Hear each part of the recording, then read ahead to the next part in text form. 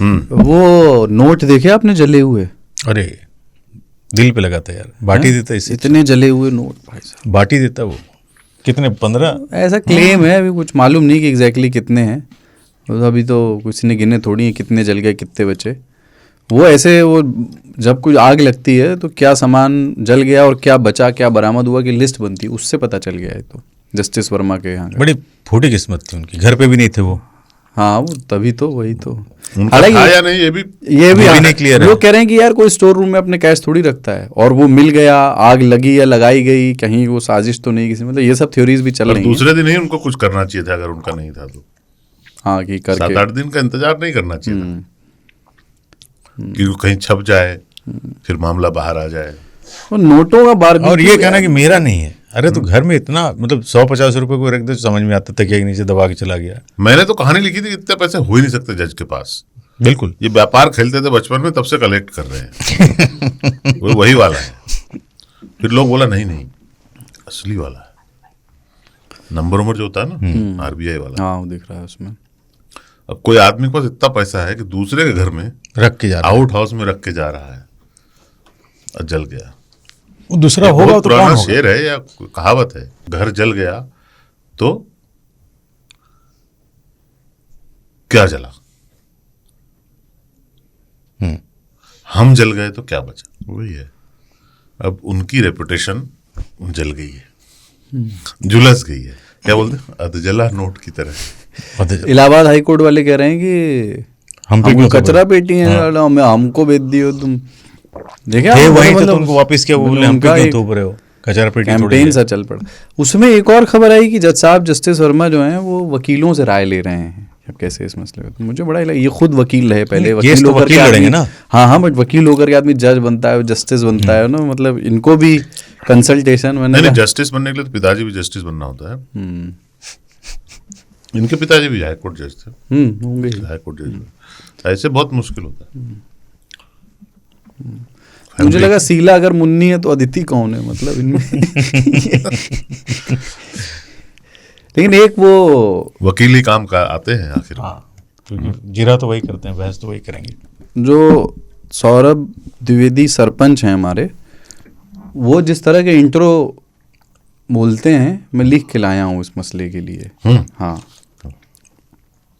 एक गली थी जहां मेरा घर था, एक कोर्ट था जहां मेरा रुतबा था, एक आग थी जिसने सब छीन लिया था, कुछ गड्डियां थीं जो अधजली थीं, एक महंगाई थी जो बहुत पूरी थी, पेट्रोल महंगा, सब्जी महंगी, और ये आग जो मेरे ही घर में लगी थी।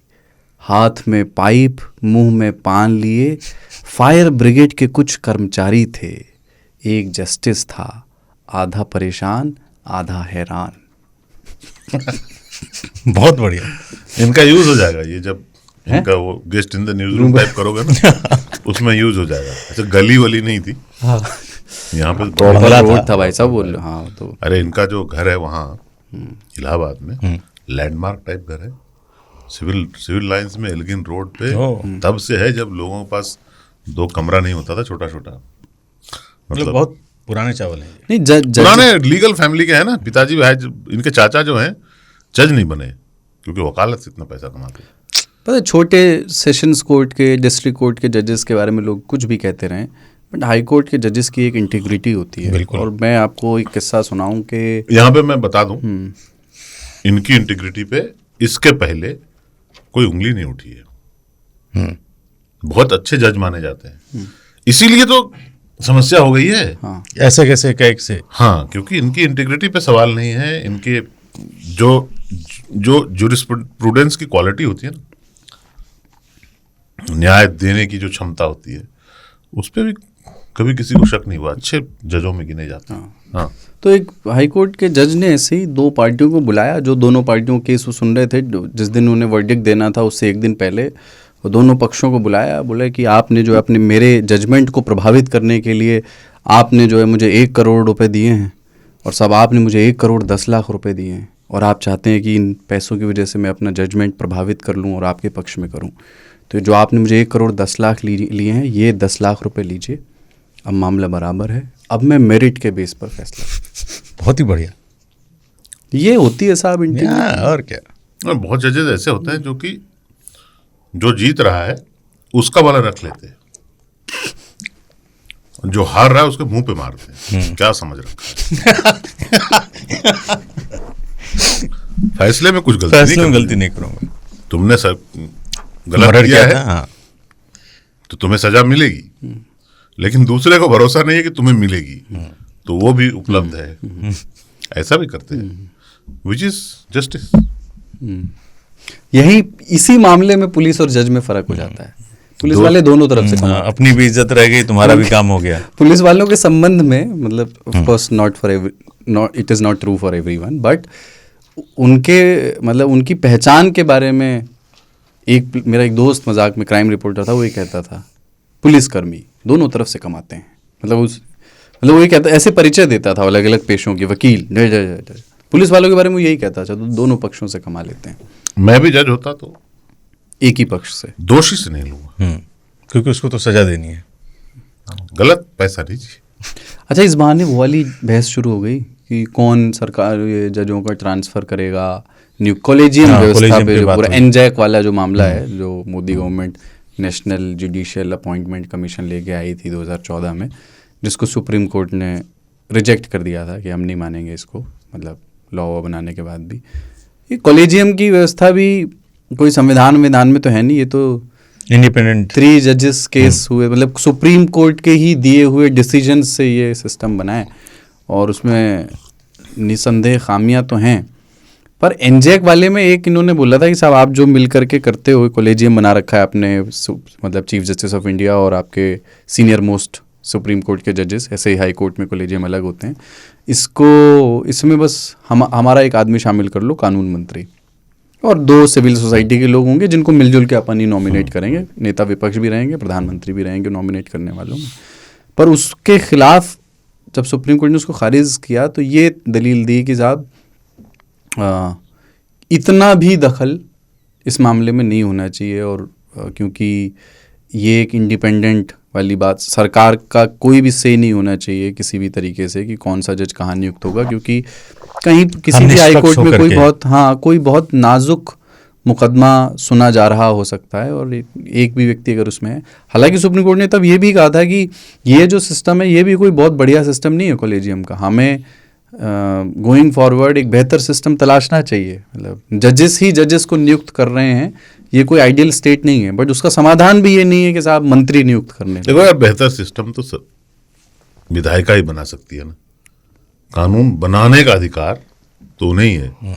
और बहुत रेयर हुआ था कि इस पे एक सहमति बन गई थी संसद में, सुप्रीम कोर्ट ने बाद में रिजेक्ट कर दिया। बहुत रेयर होता है कि इतने बड़ी मेजोरिटी से उसको संसद ने तो पारित कर दिया था। क्योंकि उसकी रीज़न ये भी है, आपको याद होगा इस तरह का जो ये एनजैक आया था ना, जो 2/3 वाला चाहिए होता है ना, संवैधानिक संशोधन है मामला, वो सब तो राज्य, आधे से ज़्यादा राज्यों की भी सहमति चाहिए थी, और कांग्रेस शासित राज्यों ने एनजैक का समर्थन किया था जब नरेंद्र मोदी की सरकार थी।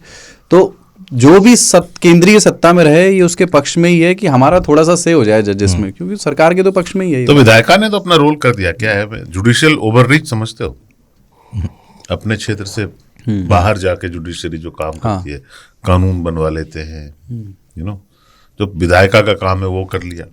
एग्जीक्यूटिव को ऑर्डर दे देते हैं, तुम यहाँ पे ये करो, फलानी जगह वो करो, सीए लगाओ, हम मॉनिटर करेंगे।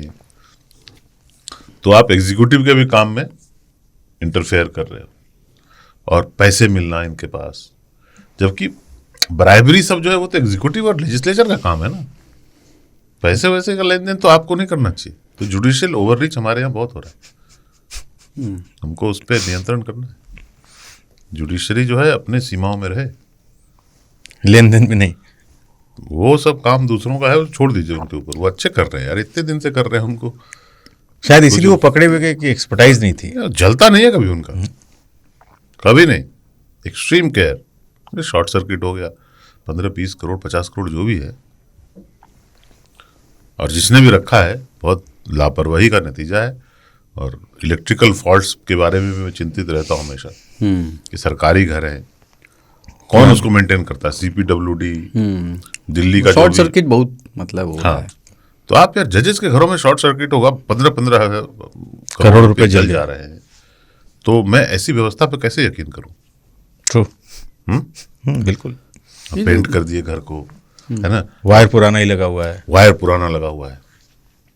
तो जितने भी लोग हैं, ऐसे बहुत सारे लोग हैं, कुछ 3 ताल भी सुनते होंगे, अगर 10-15 करोड़ रुपया कैश है, हम लोग को दे दीजिए 5-5 हम लोग रख लेंगे।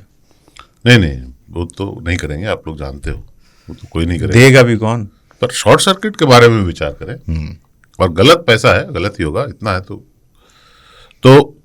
उसको ऐसी जगह पे रखें जहां पे कि अग्निशमन की व्यवस्था हो, अलार्म हो, इस तरह की चीजें हो। लापरवाही, सावधानी हटी, दुर्घटना घटी। एक वो कुछ ऐसे पॉलिटिकल भ्रष्टाचार का ही मामला था, कोर्ट में सुनवाई हो रही थी, तो एक गवाह था, तो वो उसमें तो वकील ने जो है उससे पूछा, गवाह से, मतलब वो पूछा था गवाही के एवज में, क्या आप उसने जो गवाही दी है, वकील ने पूछा, जो गवाह ऐसे मुंह नीचा करके खड़ा हुआ था, वकील ने पूछा चिल्ला करके, क्या ये बात सच है कि आपने इस केस को प्रभावित करने के लिए, झूठी गवाही देने के लिए आपने 10 लाख रुपए लिए हैं? वो नीचे देख रहा था, उसको कहीं और दिमाग चल रहा था, कुछ बोला नहीं वो, मतलब तो उसने लगा क्या है ये, बोल क्यों नहीं रहा है। फिर दोबारा वकील और जोर से चिल्लाया, क्या ये बात सही है कि इस केस में आपने 10 लाख रुपए लिए हैं? तो अभी कुछ नहीं बोला। फिर जज साहब को बोलना पड़ा, अरे बोलते क्यों नहीं हो, बताओ ना क्या तुमने 10 लाख रुपए लिए हैं? तो एकदम से नीचे ऐसे जैसे नींद से जागा उठा, बोला ओ अच्छा मुझसे कह रहे हैं, मुझे लगा आप जज साहब से बात कर रहे थे। वो एक शराबी को जो है पकड़ करके सेशंस कोर्ट में से लाया गया कि तुम्हें जो है यहाँ पे लाया गया है शराब पीने के लिए और जुआ खेलने के लिए। तो बोलता है तो फिर देर किस बात की, चलो शुरू करें। लेकिन मुझे इंटरेस्टिंग जगह लगती है अदालत। मैं इनफैक्ट कोर्ट रूम ड्रामास बहुत देखता हूँ, कोई अच्छे कोर्ट रूम ड्रामा मैं बोल देता हूँ, 3 तालियों मुझे सजेस्ट करें, हो सकता है मैंने वो देखे हुए हों, लेकिन आप सजेस्ट कर दीजिएगा कमेंट में।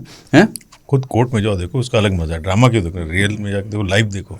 हर बार उतना इंटरेस्टिंग नहीं होता ना, अक्सर तो बोरिंग ही हो जाता है। ये सब बोरिंग है, supreme court high court boring लगता है। लोकल वाले में जाओ, लोकल में ही तो मजा बहुत है। मजा आता है। लोकल तो वैसा दिखता भी नहीं है ना, जैसा बिल्कुल पिक्चर नहीं में दिखता। दिखता है। वकील लोग जज साहब पे चढ़े रहते हैं, समझ में आए वकील कौन है जज कौन है, कान में जाके साहब ये हमारा और आदमी देख लीजिएगा, अच्छा ठीक है उसको बाद में देखेंगे। तो उस तरीके से भी हो जाता है। एक कैलाश गौतम की कविता है कचहरी पे, भले मार बीवी की तू खाना, मगर मेरे बेटे कचहरी न जाना। कचहरी तो बेवा का तन देखती है, कहाँ से खुलेगा बटन देखती है। बहुत ही मार्मिक। हाँ, पर कचहरी पर के against idea of going to court, उसके खिलाफ की इतनी भ्रष्ट संस्था है, उन्होंने इसको उस समय लिखा। भारत के गांव की कहानी कचहरी से शुरू होती है, कचहरी में खत्म हो जाती है। और लगभग बहुत सारे लोग होनहार विद्वान के पात और चिकने हो जाते हैं।